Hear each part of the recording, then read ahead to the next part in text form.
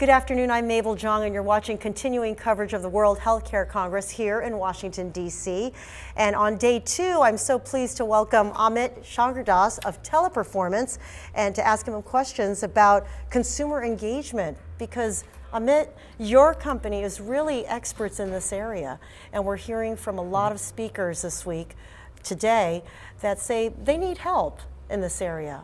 Absolutely. Tell me what you know. Absolutely, you're right. We are experts at it, and you're also right that consumers are demanding much more of the healthcare payers, and they should, because if you think about this, Mabel, as consumers, I don't think we sit back and say, you know what, I'm okay if service isn't good. I'm really okay if I don't get what I want when I want it.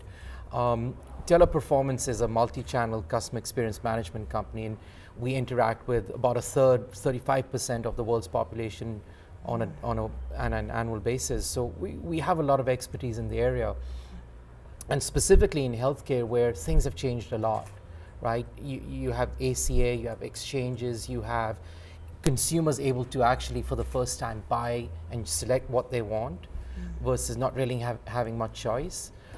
In that context, in that environment, you're exactly right. Consumers are interacting with their peers in a multitude of different ways, and that's what we've studied. We've studied this very deeply. Yes, you've invested a lot of time and money into finding out as much as you can about the consumer. What does your data tell you? Sure. So we have the Customer Experience Lab is an organization at the company that studies very specific dynamics as it relates to multi-channel usage across verticals. And in the healthcare space, we saw a couple of interesting things in 2014. But remember, 2014 was a little bit of a different year. First year of the exchanges, first year of 30 million consumers now coming into the system. So for example, we studied 2013 versus 2014, saw an increase in the use of the voice channel, a decrease in the use of email, kind of flat in terms of chat. Now, that might imply that people want to talk to their peers more, true, but I think it's more important to see what's going to happen in the future and how consumers will interact with their peers in the future. And that's where we started to look at certain other industries for examples for what the future might predict for consumers in this space. Okay. What sector in particular was interesting to you when you did look across sectors to find a comparison? You talked about banking, right? Yeah. No, that's a great question. And we looked at two very specific sectors, retail banking and e-retailing. So Mabel, when, a few years ago, actually several years ago maybe, we'd walk into a retail bank to deposit a check. Banks were these big, huge organizations, right, brick and mortar. They moved into branch offices, they moved into your grocery store, they moved into an ATM, a kiosk, and today they sit on your phone. And there's no reason to believe why healthcare payers won't be in a similar situation where consumers will be interacting with their peers through their phone. We looked at e-retailing for the dynamics of healthcare exchanges, right? Retail in the healthcare space. So I'll give you an example of the comparison between the two. In the healthcare space, consumers interact with their peers through multiple channels 34% of their time. In the retail banking sector, 58% of the time, they're interacting through multiple channels. You look at that and say, is this a predictor, an indicator of what might happen in the healthcare space? We believe it is. Wow. It's hard for me to envision that I'll be shopping for a procedure the same way I might shop for shoes, but you think that's the way we're going? If you think about this, Mabel, 15, 20 years ago, if we had this conversation, and would it be hard for us to think about not going to a bank to deposit a check, sitting on your couch, feet up, watching a soap opera or a show and depositing a check? True that. We hadn't really thought of it that way. No, so I haven't. I don't know what the time frame is. I don't know if people will shop for procedures per se. What I do know is it's the same consumer consuming products and services from different industries. And consumer behavior is what we're studying. Consumer behavior will change. Okay. Another interesting stat, 6% of consumers in the healthcare payer space indicated a preference for using click to chat. That number in retail is about 12%, and in retail banking, is about 15%. So here's what I do know. Consumers are wanting more of that more convenient, easy access.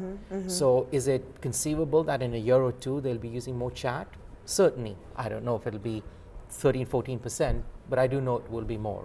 Now, since you know so much about the consumer, do you know how to tell your clients this is the way you should look on a website to stand out against somebody else's product?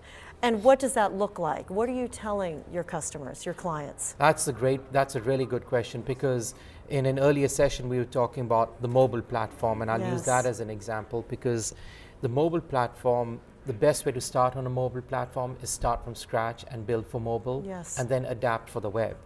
What organizations very often do is take the web, adapt it to mobile, then you have a website that doesn't work on a mobile phone. Right. The interaction thought process is similar for a website, where you want to think about what is the consumer, how is the consumer consuming information? And you almost start with the question, how do they want to interact? What do they want? Very often we start with, what is it we want to say, and how do we want them to interact with us? But the equation has to flip the other way. How do consumers want to interact? What information do they want? And how do we make it as simple as possible to transmit that to them?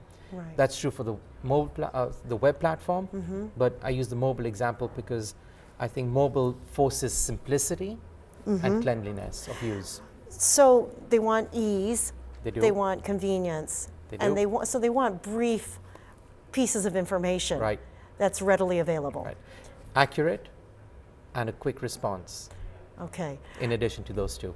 Are you finding also that people want to hear voices on the phone, or they'd rather just consume it at their own on demand? Well, that's a great question, and I'll tell you this. Everybody's looking for a human-like interaction.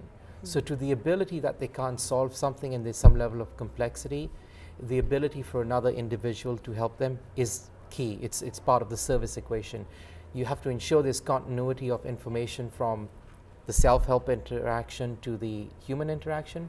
But we all look, at the end of the day, we're all humans looking for a human touch when we want it. Right. What is the grand message that you want to leave with attendees that we haven't hit upon? I think if there was an if there was a headline that I'd ask to be published, it would be growing consumerism and retailization of healthcare. And for healthcare payers to think like retailers, and maybe even look at other verticals, other industries like retail banking as use cases for how to develop their customer interaction strategies for the future. Okay, Amit, great information. Thank you so much. Thank you, Mabel. Thank you. And I'm Mabel Zhang. Thanks for watching.